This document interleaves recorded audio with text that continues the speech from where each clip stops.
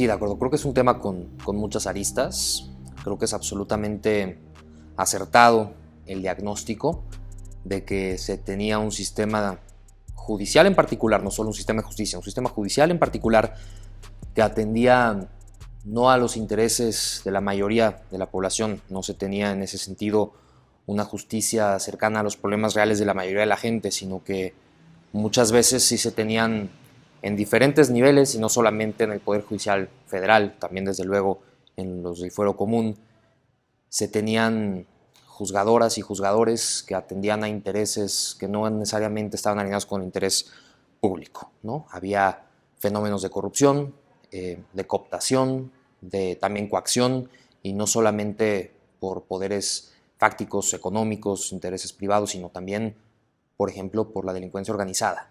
Y este es el caldo de cultivo, junto con, sí, desde luego, una historia política, un enfrentamiento que se da entre el expresidente Andrés Manuel López Obrador y la Suprema Corte, ya bajo la presidencia de la ministra Norma Piña, un enfrentamiento entre poderes que se va recrudeciendo y que genera, pues sí, a nivel de motivación, una reforma que podríamos calificar ciertamente de destructiva y tiene un potencial que si no se cuida ahora a nivel de legislación secundaria y de su implementación, si no se cuidan los detalles, tiene un potencial de riesgos para la prestación del servicio público que es la justicia en México, pero que también es cierto que había que transformar esa justicia y hacerla más cercana a la gente. A mí me parece que había alternativas mejores,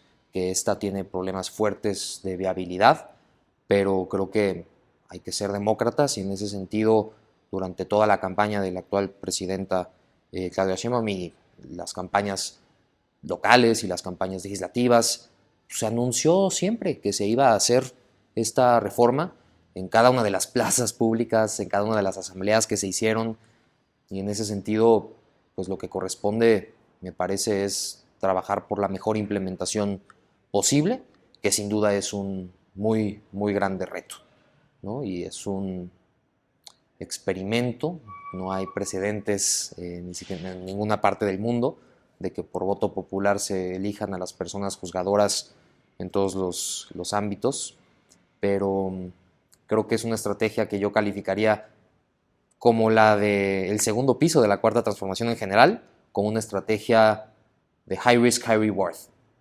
Si sale mal, puede salir muy mal, pero si sale bien, puede ser realmente algo que siente las bases para que sea una experiencia que retomen otros países y que se innove en México en esta transformación de la justicia. Y creo que en muchas otras dimensiones el segundo piso de la cuarta transformación es eso. Hay mucho poder para hacer el bien y claro que hay riesgos, pero también pueden haber transformaciones maravillosas en estos 6 años. Sí, regresando quizás a una parte de tu pregunta anterior. A ver, las fiscalías son un verdadero problema y no solo las de las entidades federativas. La Fiscalía General de la República también, en muchas de sus áreas, tiene enormes áreas de oportunidad y es cierto que ese es en materia penal el primer acercamiento que tiene una persona al sistema de justicia. En los ministerios públicos, ¿no? Normalmente agencias desconcentradas del fuero común, y es ahí donde se siente una barrera de entrada, por llamarla de alguna manera, muy, muy grande para acceder a la justicia. Hay fenómenos de revictimización, hay fenómenos también de violaciones a la presunción de inocencia, ¿no? Del otro lado del espectro, no solo del punto de vista de las víctimas, sino también de las personas investigadas o imputadas. Y urge la reforma a fiscalías, que ya está en ciernes, se está trabajando por un lado, y por otro, esa reforma de fiscalías tenía que venir de la mano de la reforma que ya está a policías. Ya está en concreto Secretaría de Seguridad Ciudadana a cargo de Omar García Harfuch y que dota de poderes de investigación y transversales más allá del fuero federal, de manera que pueda la inteligencia que ahí se genera convertirse en actos de investigación que eventualmente sean judicializables. Y esto es importantísimo porque entender que las fiscalías son un lado de una moneda y las policías son el otro, cuyo objetivo en común y en conjunto es la persecución y prevención del delito, es fundamental para, a través de la justicia, atender el fenómeno de la inseguridad y en busca de la paz. Por eso se dice con mucha claridad que no puede haber paz sin justicia, ¿no? No solamente se trata de los índices de los delitos de alto impacto, homicidios, lesiones con arma de fuego, secuestros, extorsiones y todo esto, sino que la sola presencia de estas redes criminales en la vida cotidiana ya implican que se está coartando nuestra libertad. La decisión de una persona de abrir un bar en la Roma, en la Condesa, la decisión de abrir un restaurante, de poner un negocio, de importaciones, exportaciones, todas estas decisiones están atravesadas por la consideración del fenómeno delictivo. Y entonces la inseguridad genera un efecto muy claro también en la economía, en las libertades, las decisiones incluso de una mujer de salir en la noche a divertirse está atravesada por las posibilidades de ser víctima de algún delito. Y esto es inaceptable. Los índices delictivos, no solo por los daños que causan en sí mismos documentados con esta numeralia, sino también por lo que implican en el proceso de toma de decisiones que tenemos todos, son muy preocupantes y es muy injusto que vivamos con el temor constante a la violencia, ¿no? Deberíamos, para eso estamos organizados en una sociedad, contar con un Estado que garantice nuestra paz. Es la encomienda principal, quizás, ese monopolio de la violencia a través del Estado, para que se cumplan los acuerdos, porque también cuando tú entras en una relación contractual, el precio que vas a poner a una transacción va a tomar en cuenta la posibilidad de que si te incumplen, pues igual sí vas a poder contratar a un abogado y demandar, pero buscar justicia es muy cuesta arriba. Entonces, en realidad son fenómenos todos muy entrelazados. La seguridad, violencia y paz con la justicia, con el sistema judicial, de fiscalías, de policías, está todo muy entrelazado y sí urge atenderlo, ¿no? Mencionas el narcotráfico, ¿no? Y eso, digamos, que nos lleva, ya transitamos un poco de la parte del sistema judicial, las fiscalías, las policías, la política de seguridad, a una política muy en particular relacionada con la seguridad, que es la política de drogas, ¿no? Yo lo diría de esta manera: el problema de las drogas es un problema de salud pública. La manera en la que se ha decidido enfrentar este problema de salud pública lo ha convertido en el más importante problema de seguridad nacional que ha atravesado nuestro país. Pues me parece que claramente el prohibicionismo y la guerra contra las drogas no son el camino. El mito fundacional de la Cuarta Transformación es el desafuero de Andrés Manuel López Obrador en el 2005. En el 2006 se consuma un fraude y llega a la presidencia Felipe Calderón. Y es la guerra contra las drogas y el prohibicionismo de Felipe Calderón el que lo lleva eventualmente a que en el plan de gobierno de López Obrador para el 2018, en su plataforma política, estuviera a acabar con este prohibicionismo y la guerra contra las drogas. Es decir, en antítesis a la tesis calderonista de combatir así a las organizaciones, a los cárteles de la droga en particular. Pues esto se olvida por completo. Esta idea inicial del obradorismo, de acabar con el prohibicionismo y con la guerra contra las drogas, se abandona y tenemos pues ahora una reforma constitucional que eleva la prohibición del fentanilo y los vapeadores además al mismo nivel y a rango constitucional, cuando se decía que prohibido prohibir. El tema de las drogas es, insisto, un tema de salud pública y es desde ese enfoque que se debe enfrentar. El prohibicionismo lo que generó es precisamente un mercado negro que implicó el financiamiento de estas organizaciones criminales a un nivel que pues ahora están armados hasta los dientes. Y ya que tienen toda esta infraestructura que costearon con el producto de la venta de las drogas, y esta infraestructura no solamente es armamentista, es una infraestructura también de redes de corrupción, de protección política, policial, jurídica, ¿no? De fiscalías, de policías, y toda esta infraestructura, todos estos costos hundidos que ya tienen, los utilizan para otro tipo de delitos, para delitos como el secuestro, como la extorsión, el cobro de piso. Y ojo, estos son los delitos que realmente afectan a la comunidad. Es decir, el narcotráfico en México es un fenómeno de exportación de droga hacia Estados Unidos, que es el mercado de mayor consumo en el mundo. No hay una afectación que sientan las personas gobernadas en México por, en particular, el consumo de drogas que se da de aquel lado de la frontera. En cambio, pues claro que cuando se están compitiendo la plaza para el trasiego de la droga y no pueden abrir sus negocios o no pueden mandar a sus hijos a la escuela, esa parte sí que la resentimos. Entonces también es entender que los objetivos de reducir el consumo de drogas en Estados Unidos no nos van a conducir a los mismos mecanismos para enfrentar los objetivos que deberíamos buscar en México de pacificación. Son cosas completamente distintas. Y en esa medida yo sí haría, votos porque busquemos otras soluciones. Regresando quizás al principio, hablando de justicia, me parece que la justicia ordinaria no logra ya canalizar el nivel de conflicto que se tiene en México a raíz del problema de las drogas y del narcotráfico, que se necesitan mecanismos extraordinarios de justicia, no justicia ordinaria, sino mecanismos extraordinarios, justicia transicional, justicia que lo que busque sea la pacificación. ¿Cómo? Me parece que a través de la legalización paulatina de las drogas.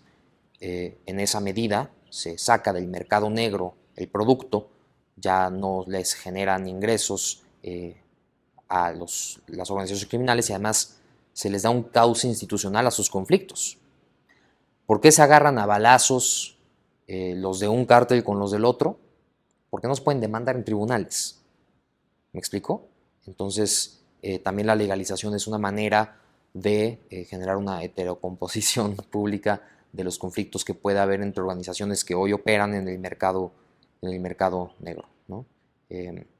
Y como dato, el tema de las adicciones como tal, según los últimos datos disponibles, que además hace mucho que no se recogen, genera aproximadamente 600 muertes al año en México.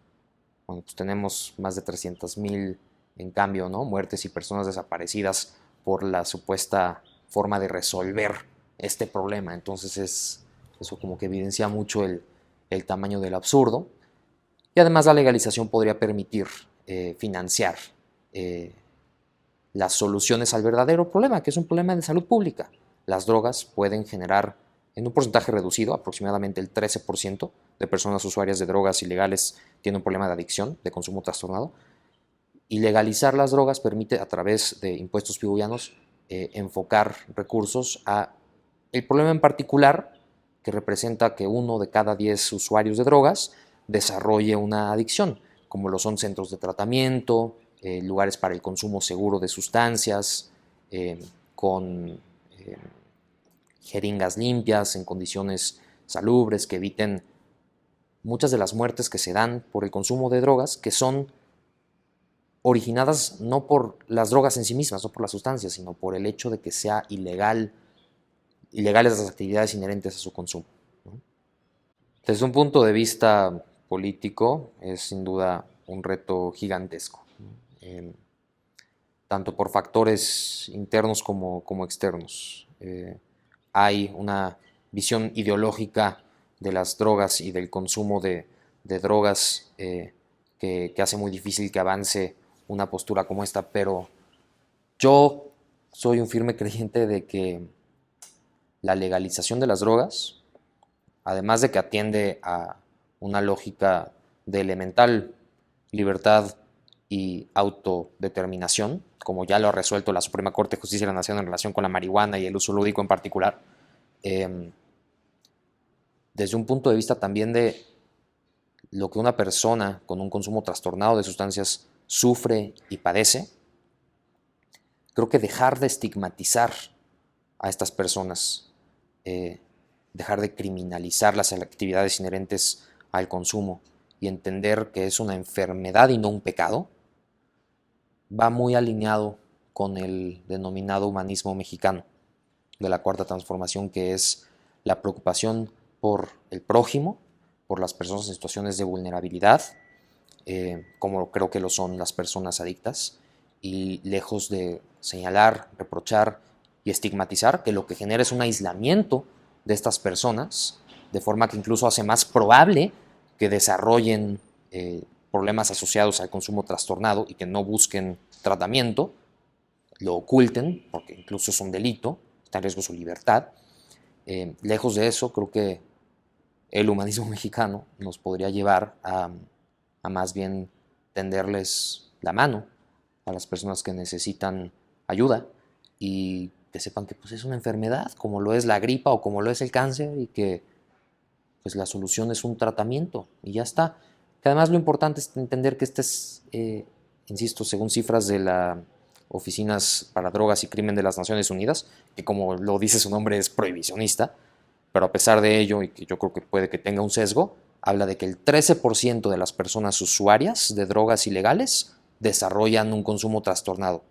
Es poquititas personas en realidad. La gran mayoría de personas que consumen drogas ilegales no tienen un problema y tienen derecho a hacerlo.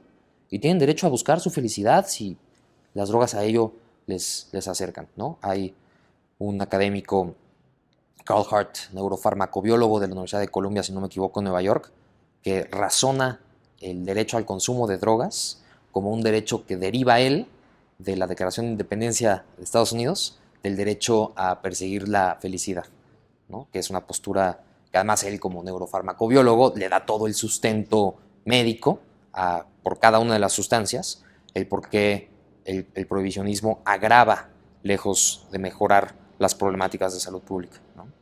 Me parece a mí fundamental vincular los temas, el tema de drogas con el tema de armas. Por un lado, el que a nivel de campaña política, el trumpismo y Donald Trump en particular hayan generado de la discusión sobre la frontera una discusión ya no migratoria, sino una discusión de seguridad, es tramposo y genera la criminalización de las personas migrantes, el vender las deportaciones masivas como una supuesta solución a problemas de criminalidad cuando los datos en lo absoluto lo indican, no hay ninguna evidencia empírica de esto. Incluso al contrario, la mayoría de las personas migrantes contribuyen a sus comunidades allá, migrantes ilegales incluso, contribuyen en todos los sentidos, incluyendo económicamente, ¿no? Pero por otro lado, mezclar los temas de migración y seguridad es tramposo y peligroso, pero lo que nosotros en cambio sí debemos insistir en que no se separe es el tema de drogas con el tema de armas. Las drogas van de aquí para allá y con el dinero que se genera con la venta se compran armas en Estados Unidos a través de compradores de paja que son ilegalmente traficadas hacia México y ha generado que los cárteles, como decíamos, estén armados hasta los dientes y tengan la capacidad de violencia y de daño y de impacto criminal que tienen en nuestro país. Entonces, aún en un sentido, creo que más realista, claro que la manera de enfrentar este fenómeno creo que debe ser regional. Y se ha hablado de la posibilidad de un tratado internacional en materia de seguridad, por ejemplo, un esfuerzo incluso trilateral, pensando también en Canadá, es decir, en la región de América del Norte. Creo que tanto el expresidente López Obrador como la actual presidenta Claudia Sheinbaum aciertan cuando apuntan en el tema migratorio, por ejemplo, a la necesidad de cooperación para el desarrollo, con programas como el de Sembrando Vida, que incluso recientemente en el foro del G20 hizo esta propuesta en general la presidenta de dedicar el 1% de los gastos que se dedican a temas bélicos, el 1% dedicarlo a un programa como el de Sembrando Vida, que genera por un lado reforestación, dado un tema ambiental, pero por otro lado también pacificación y combate a la pobreza en áreas de las cuales se da un fenómeno de migración. Y en ese sentido, regresando al punto de drogas y de armas, si a México se le exige que controle su frontera para que las drogas en general y el fentanilo en particular no crucen de sur a norte,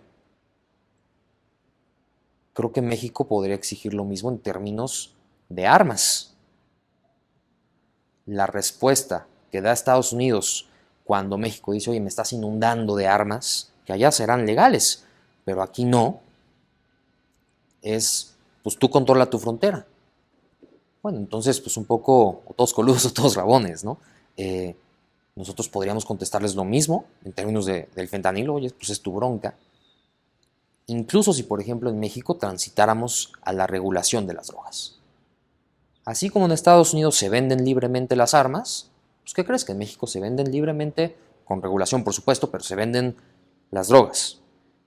Si van a cruzar a tu frontera es problema tuyo, controla tu frontera, así como ellos nos contestan eso. Es decir, sí hay una vinculación que creo que es conveniente desde el punto de vista bilateral entre drogas y armas. Y yo creo que eso lo tiene muy claro la Cuarta Transformación desde la administración del presidente López Obrador, en particular con el entonces canciller Marcelo Ebrard, que ahora es secretario de Economía. Se hizo este litigio estratégico en Estados Unidos en contra de las empresas armamentistas. Y precisamente de eso se trata, de responsabilizar a quienes están fabricando armas que acaban vendiéndose a estructuras criminales que las trafican ilegalmente a nuestro país y que aquí acaban siendo disparadas y cobran vidas y derraman sangre mexicana, pues que no se queden cruzados de brazos. Estamos hablando de que una de estas empresas incluso fabricaba una pistola que se llamaba, me parece que era la Guadalupana, y tenía la imagen de la Virgen de Guadalupe o de Emiliano Zapata y alguna frase, ¿no? Claramente haciendo publicidad al narco, sabiendo que ellos eran los clientes finales. Esto es inaceptable y me parece que ese litigio es muy importante en ese sentido, a ese nivel simbólico, ¿no? Responsabilizar en Estados Unidos tanto a particulares como desde luego al gobierno estadounidense de lo que las condiciones que tienen allá generan en términos de violencia en nuestro país.